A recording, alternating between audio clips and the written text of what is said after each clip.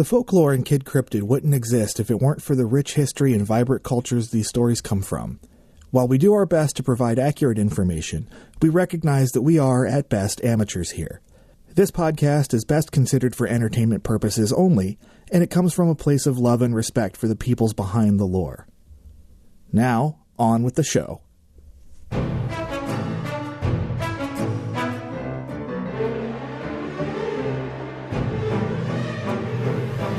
Hello there, I'm Elias.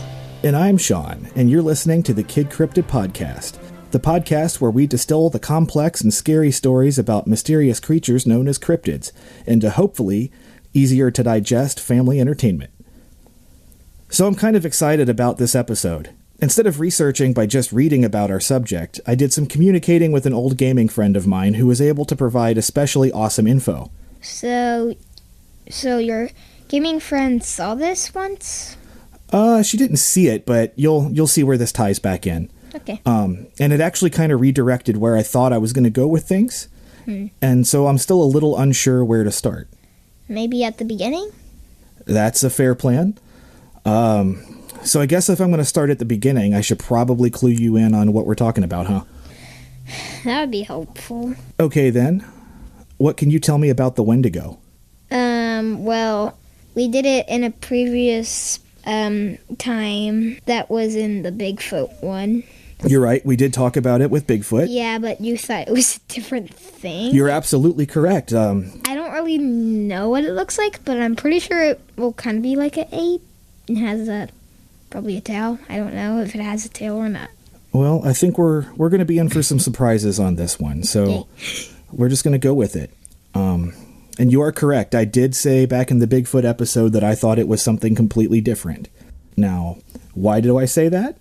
Well, let's start with the basics. And just as a heads up before I get any further, I would like to say that this episode gets kind of dark. The Wendigo is really not a very friendly creature. So kids, if you're feeling especially squeamish, or mom and dad, if this is something you may not want your kids to hear, feel free to skip this episode because, like I was saying, things took a much darker turn than I was fully expecting. The Wendigo originates with the Algonquin people of North America. Wait, it's here?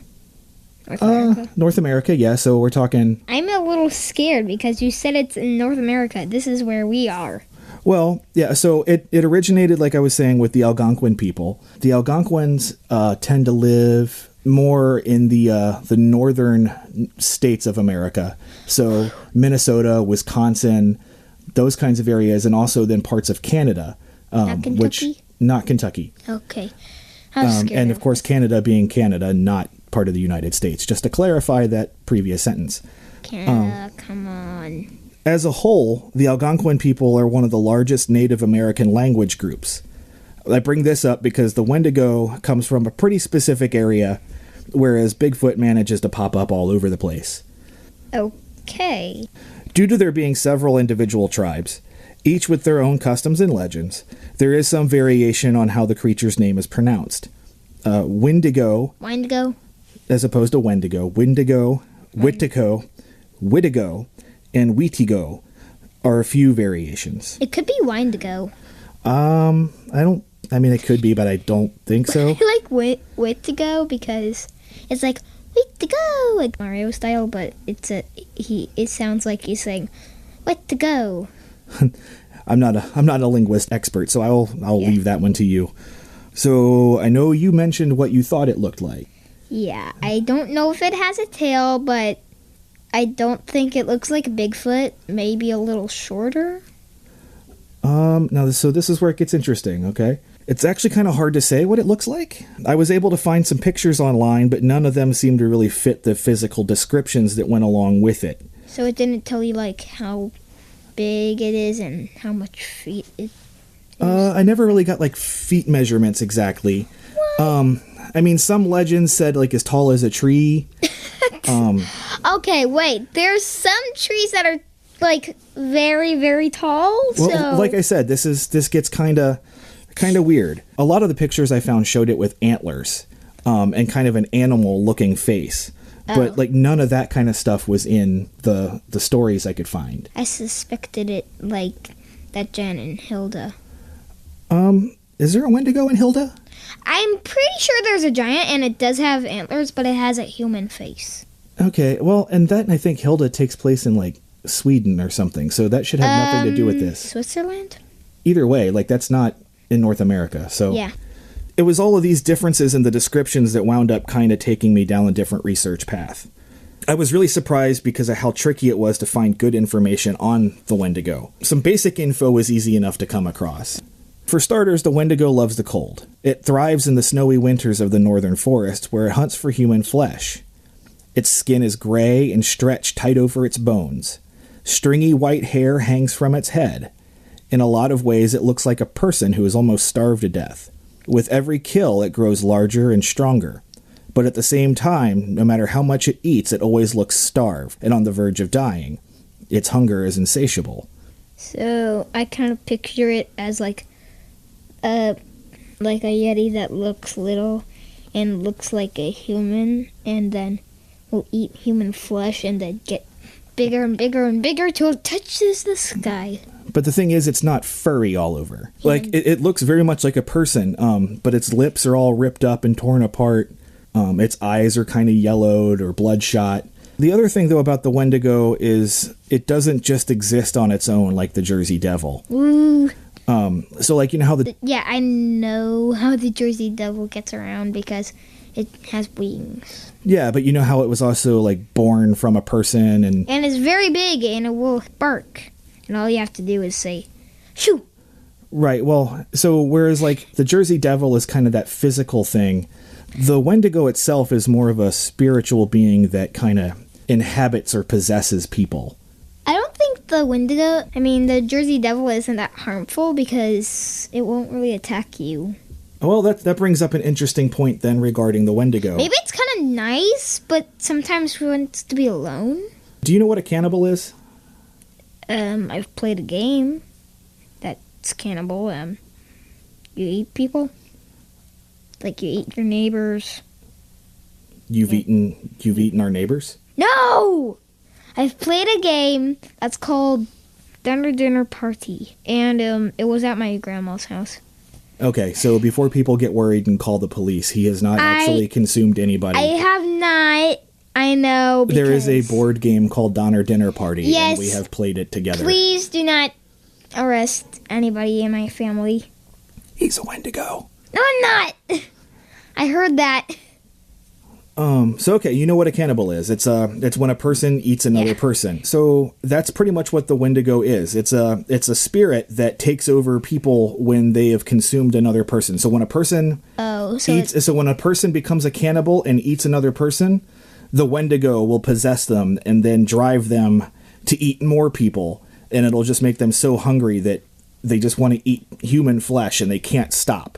So it's like it's a kind of a spirit, and it possesses people, and it eats human flesh. And so, like I was saying, like no amount of meat would be able to make the Wendigo not hungry anymore, and they could eventually die from starvation if they didn't keep eating people. Wait, how can the Wendigo not stop eating people? That's what it's about.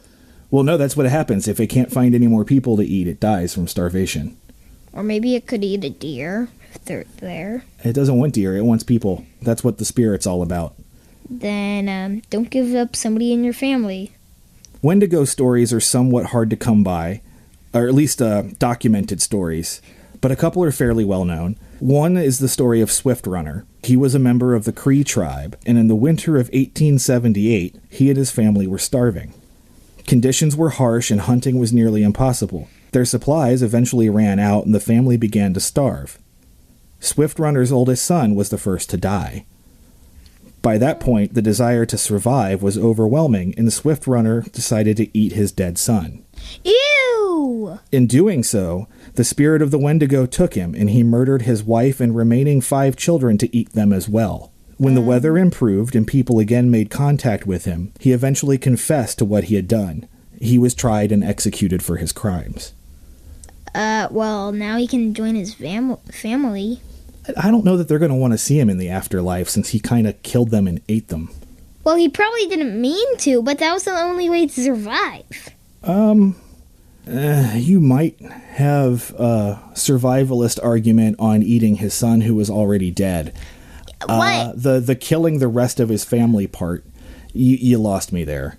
Well, he didn't want to do it because the Wendigo possessed him. He didn't know that was going to happen, so he probably didn't want to do it. But the Wendigo said... Well, based on his tribal affiliation, he probably was aware of the Wendigo stories and how that all worked, so he had to have known somewhere that was a possibility. On the other end of the spectrum, another easy-to-find story involves a man named Jack Fiddler. Jack Fiddler. According to the man himself, he was responsible for killing 14 Wendigos over the course of his life. Oh, so he was a Wendigo killer, not a people killer? Depends on who you ask, I guess, because his reputation was well known, and he said that he was often asked by relatives of the person under the Wendigo sway to kill them and put an end to their relative's cursed existence. So he didn't really kill the Wendigo, the Wendigo, not... Well, I don't know that you can really kill the Wendigo so much as you can kill the person possessed by the Wendigo. Well, if you saw Wendigo, then, I don't know what to do. So, fun fact, Fiddler's own brother was killed for being a Wendigo. Wait a minute! Now, I'm not sure if he was the one to kill his brother. It just said I was able to find out that his brother was killed for being a Wendigo. So somebody else killed him? Maybe. At the same time, I wouldn't be at all surprised if he did it. Now, in 1907, Fiddler and his other brother, Jack, were arrested for murder charges related to the Wendigos they killed. Wait, why? Why would they go to jail? Well, because remember, the Wendigo possesses people, and they were killing people. Well, they were killing... I don't know if they were killing the Wendigo, but they were probably hurting the Wendigo's, heart because it wants people to eat people, and probably, it broke its feelings because... So you're arguing that they should not have gone to jail because they were doing something good. I'm arguing about that because it's not the people that... Well, they didn't ask for the Wendigo to I don't even know the word. They didn't ask for the Wendigo to possess them? Oh, yeah. They didn't ask the Wendigo to possess them, but it's kind of a crime, but then it's not a crime. I'm like, wait, is it a crime or is it not a crime? Yeah, we're getting into some really heavy morality. I'm getting confused. You're getting confused, and we're getting into some really moral gray area here, so we'll just keep moving. Fiddler was sentenced to life in prison. Okay. But he was eventually pardoned. Wait. Which meant that they decided to free him? Let him out. Unfortunately, no. He died in jail 3 days before the news of the pardon got to him. So before he actually got let out of jail, he died. During this time period, instances of Wendigo attacks were explained by civilized people as quote-unquote Wendigo psychosis, which they defined as a disease that involved an intense craving for human flesh, even when other food sources are readily available, and the fear that one will turn into a cannibal. So they kind of went finger move, cannibal thing? That's what I was calling it. So, quoting... Because it's not really a disease. It's not recognized today as as an actual medical condition. Well, if they think it's a disease, then how are they supposed to get it out of their body? There's no medicine. Well, you're right, but so at the time, doctors and educated people were saying it was a disease, and then you had other people who were saying no, it's an evil spirit. So while the people who thought it was an evil spirit said you need to kill them, science was saying I'm not so sure about that. That is kind of a crime because it's murderment and they don't want to go to jail. I just spat out a lot of information, so I'm curious what you think so far. You've heard some descriptions. Yes. You've heard a couple of stories. Yes. So what is the Wendigo? Is it a medical condition where people go insane and crave human flesh?